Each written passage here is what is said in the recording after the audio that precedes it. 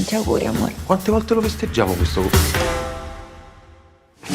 Tu sei scema, che c'è messo sul cuscino? Sei proprio gonfia. Io ho festeggiato i miei 40 anni. Mi sono svegliato, era passato un anno. Ma che cazzo dici? La sensazione che hai del tempo che ti vola è perché non ti fermi mai. Non abbiamo bisogno di nessuna pausa di riflessione. Noi vesti da me. Più tempo. È il mio compleanno, no? Sì. Allora c'è una cosa che dobbiamo ancora fare. Almeno dai un bacio a Galadriel, A chi? tua figlia. Ah, mia figlia, certo. L'hai detto veloce, non avevo...